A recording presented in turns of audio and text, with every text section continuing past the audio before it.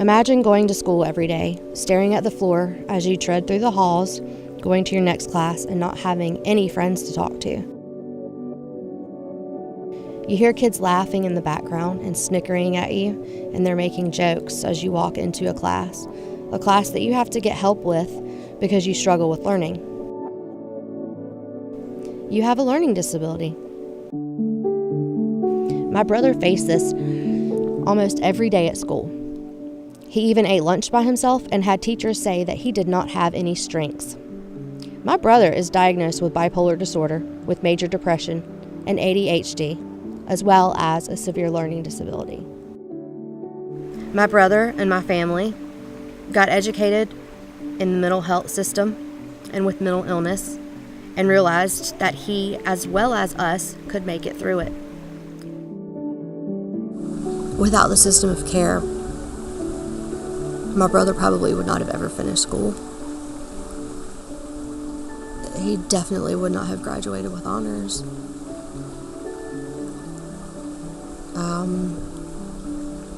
Not only as parents do we get help,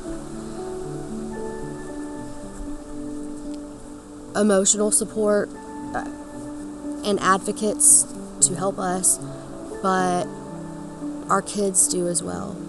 The system of care, by definition, by its values and principles, says to us it's our job as professionals to meet children and families, A, where they are, and B, to help develop and deliver services that meet their needs.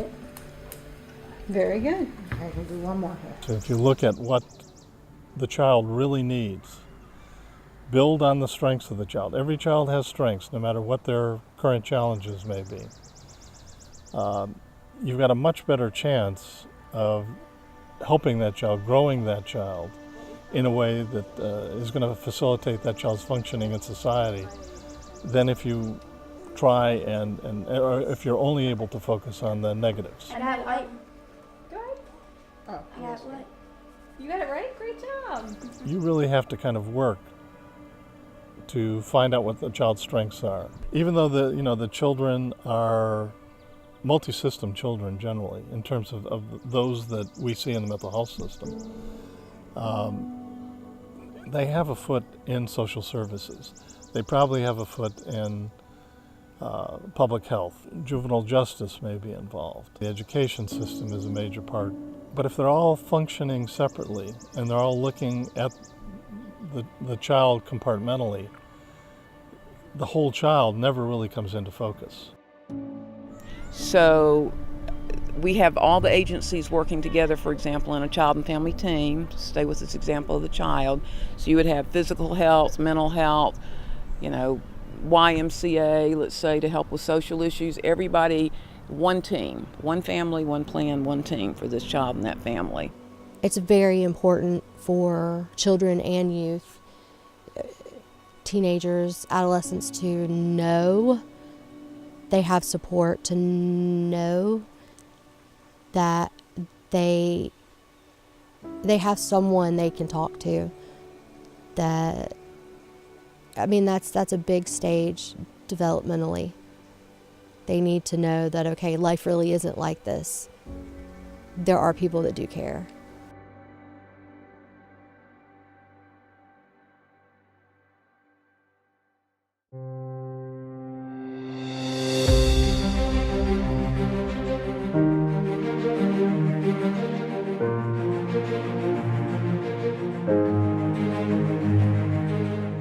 It changed my life. I'd say saved my life. I was introduced to Youth Move as a transition age youth, transitioning out of the Department of Public Safety prison system.